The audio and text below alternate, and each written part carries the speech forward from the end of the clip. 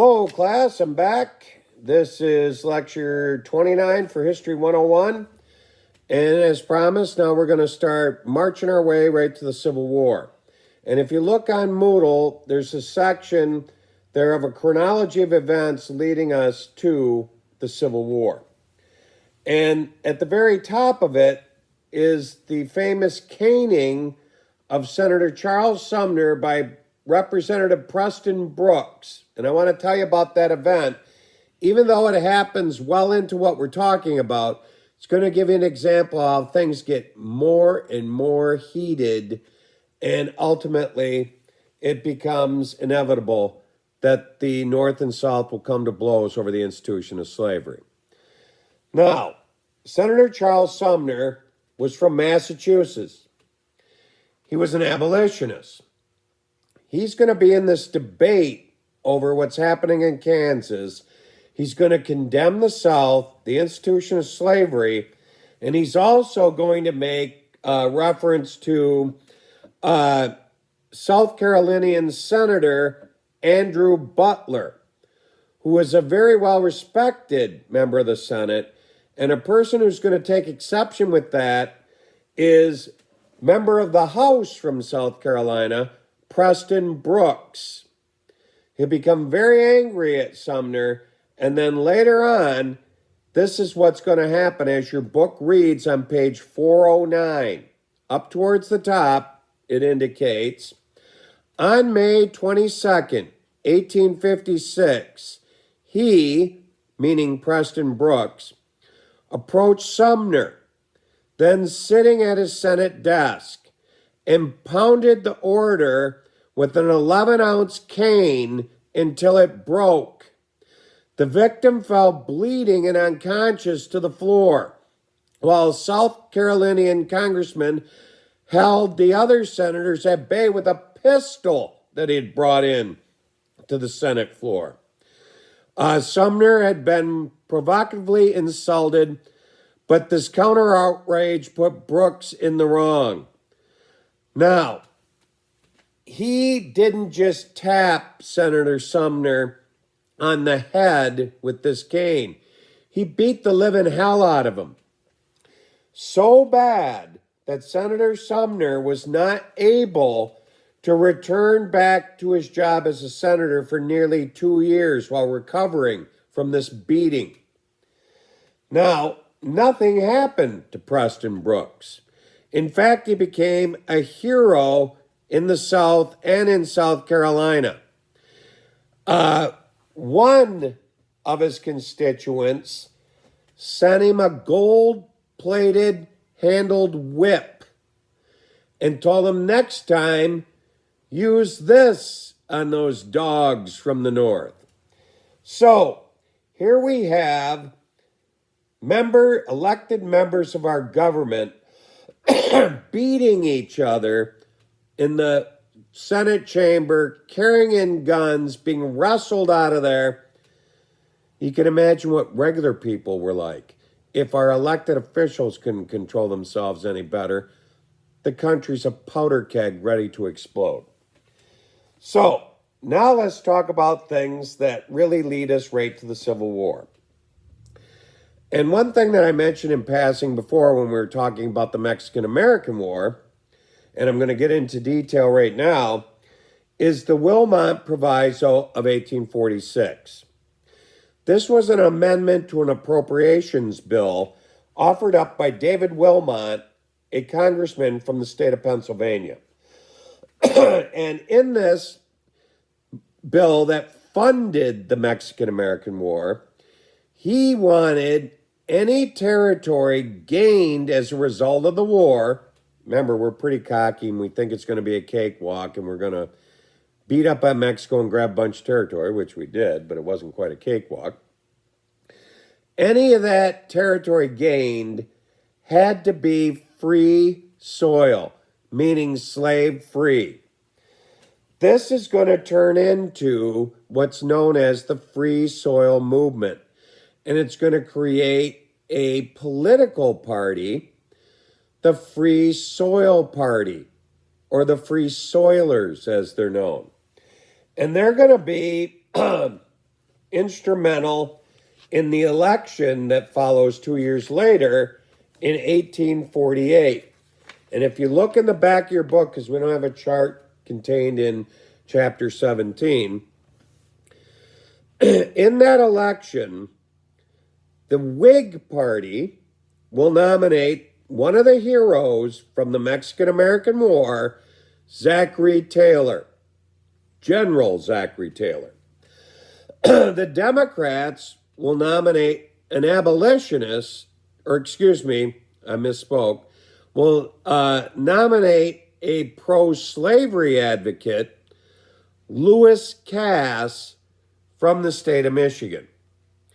And we'll have a brand new party, as I mentioned before, the Free Soil Party, and they will nominate former President Martin Van Buren as their candidate. And obviously what they're standing for totally is no expansion of slavery. So in this election, Lewis Cass and the Democrats will come up with a brand new solution to the future of slavery in the territories, especially those gained from the Mexicans in the Mexican-American War. And they will call that popular sovereignty. Now, here's what popular sovereignty is all about, and it's going to be a predominant theory throughout the 1850s. It's the idea that we have all these new territories gained from Mexico. We got other territories out west that have not become states yet. And they're going to have to determine their future, whether they enter the Union as free or slave. Now, much of this should have been determined by the famous Missouri Compromise and the Missouri Compromise line. But remember, when that was established, we didn't control any of that territory that we gained from Mexico and all that territory south of the Missouri Compromise line. So, according to popular sovereignty, it should be up to the individual citizens who reside in these future states to decide if they're going to enter the Union as a free state or as a slave state. And the way they would do this is before they became a state, they would hold a public referendum or election where all the citizens would vote to either enter as free or enter as slave. Now, they're saying this is a democratic way of doing it. Politicians in Washington shouldn't decide the fate of people living in places like California or whatnot. So, in this election, remember, it's Whig Party, Zach Taylor, hero of the Mexican-American War, really versus Lewis Cass and this popular sovereignty movement. We all know where Martin Van Buren and the Free Soilers, who aren't going to be much of a factor in this election, stand. They want no expansion of slavery. Zach Taylor cannot really comment on the notion of popular sovereignty. And the reason why, he owns slaves. He's a Southerner. And if he were to say he was against popular sovereignty, he'd be an outright hypocrite. So he just has no comment on it. This is going to come back to haunt us. Even though Zach Taylor will win the election, popular sovereignty, really gains momentum. So, the next thing we want to take a look at is, and you'll notice this, it's got a tickle in my throat, is, and you'll notice this on the Moodle site, that's the Compromise of 1850. It's the next big event. Now, as we talked about before, we're going to gain the Mexican cession as a result of the Mexican-American War. And then very quickly, in 1849, the gold rush will take place. So many people will, excuse me.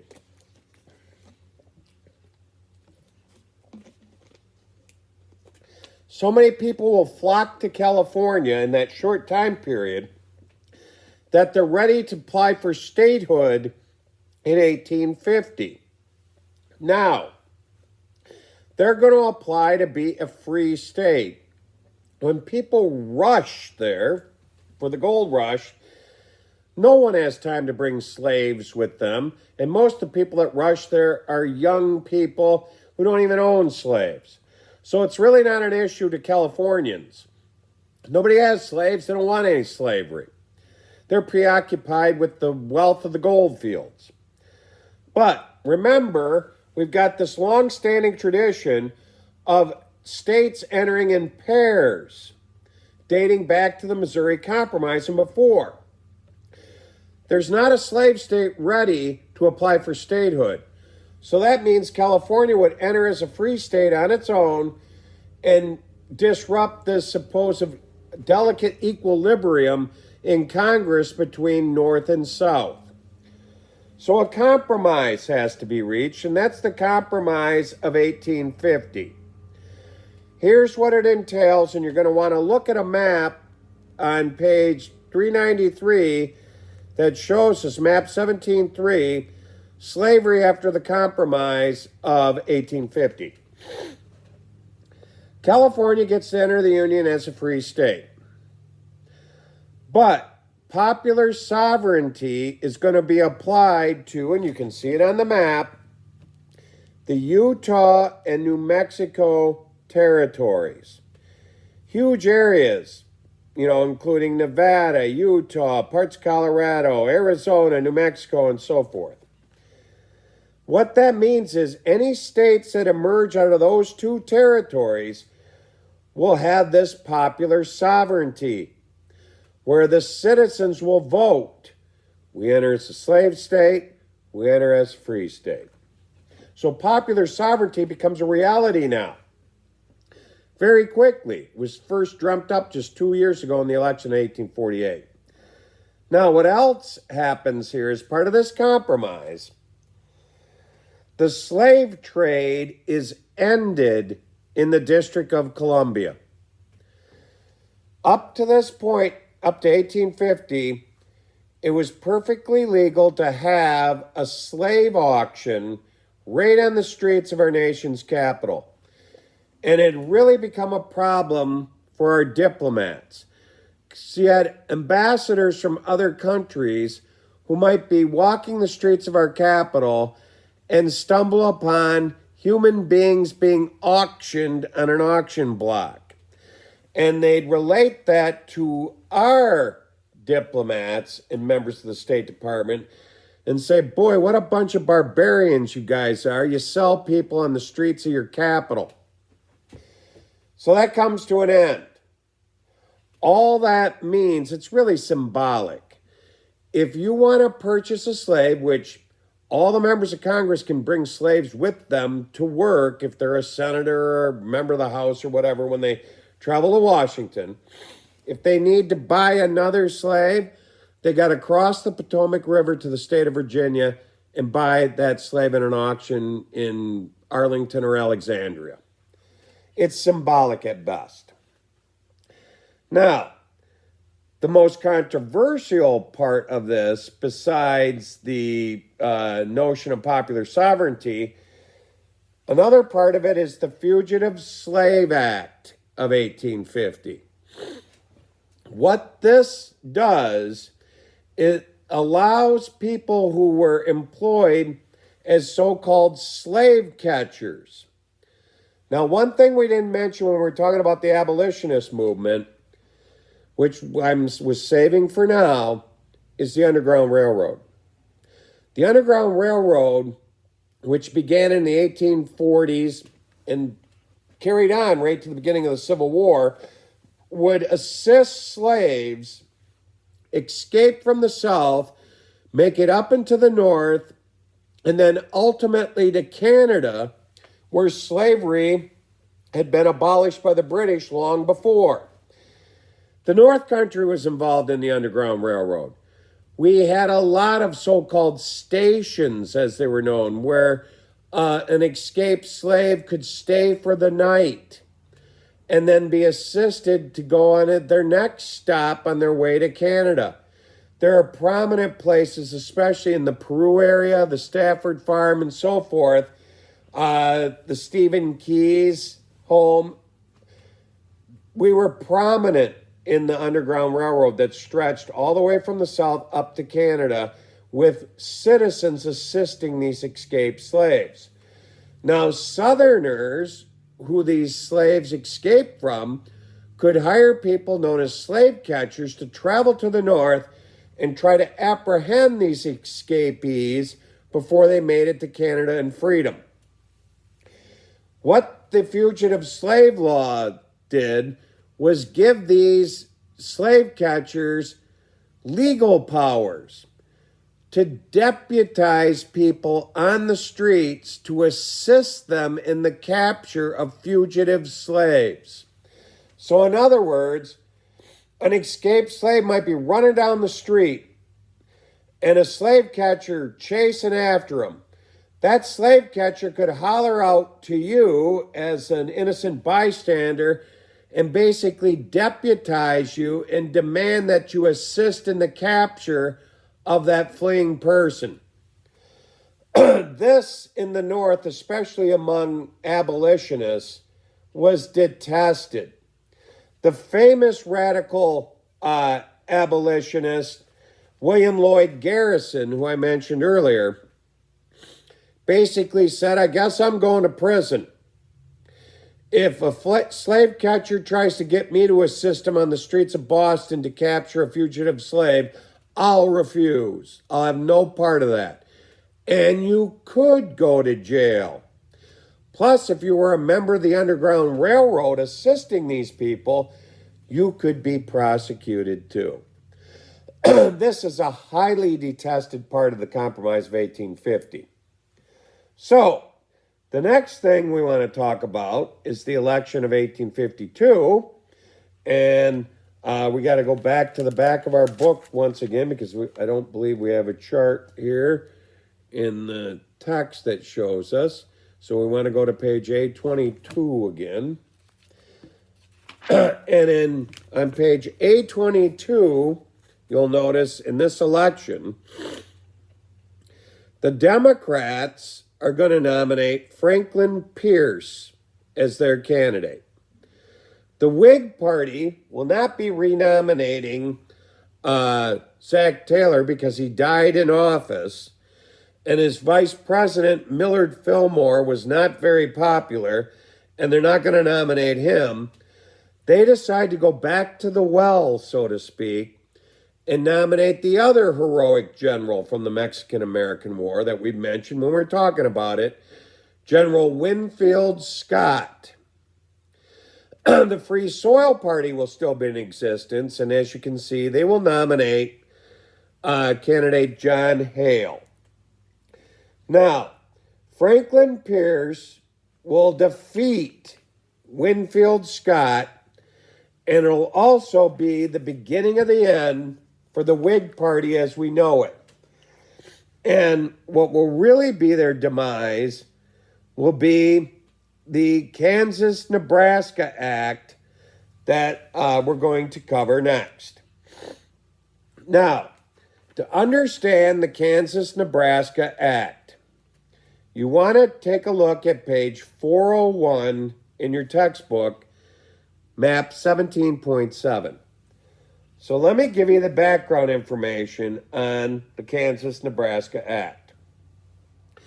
This act is going to be passed 2 years after the election of 1852 in 1854. Already in 1854, the federal government is drawing up plans to construct a transcontinental railroad to stretch from the East Coast all the way to the brand new state that came into the Union in 1850, California. When you look at this map, California kind of dangles all by itself off there. There's no states neighboring it. And here's one of the reasons why they're in such a hurry to build a transcontinental railroad in the mid-1850s. Billions of dollars worth of gold are coming out of the gold fields. They need a safe way to transport it to the banks in the east. Plus, this will connect California. So, we're already connected in railroads. As we looked at that map a couple lectures ago, basically New York to Chicago is connected in a huge network in the north. What this is talking about is where are we going to connect it from east of the Mississippi River to California. And there's some different places that are in the running. Now, ultimately, you can see the map will show you the railroad will be built from Omaha to Ogden, Utah, at least the eastern half of it, and then the western half will go right to the San Francisco area. But that Omaha railhead will be connected directly to the city of Chicago. There's a plan for a southern route, too. Now, this is where Senator Stephen Douglas of the state of Illinois, he's a Democrat, but there's northern Democrats, especially affiliated with big cities. He will fight very hard for this Kansas-Nebraska Act. He doesn't really care about the future of slavery. That's not his issue. He wants to see the northern route selected, this route from Omaha to Ogden and then on to California, because that means it'll connect to Chicago, a city in his state. And it'll really put Chicago on the map and make it a rail center, a trade center, and so forth. That's what he's fighting for.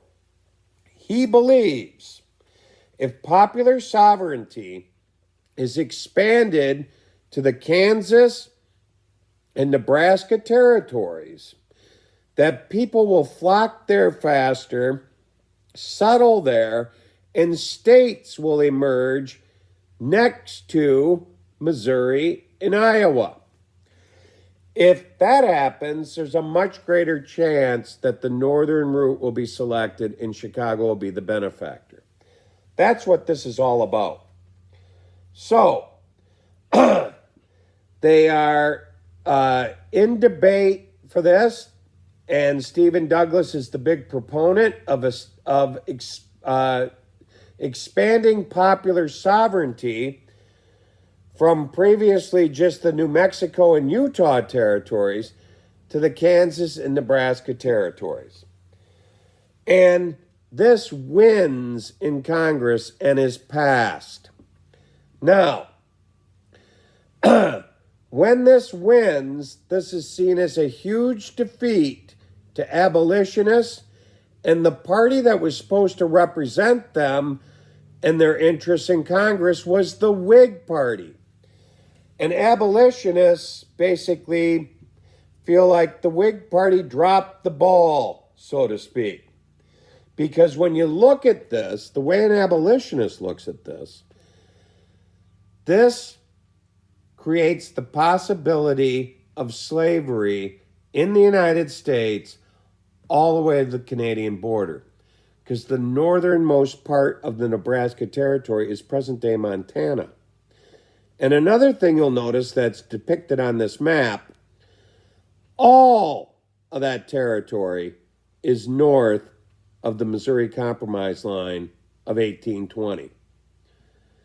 Previously, only the Utah territory was north of that in the the Compromise of 1850.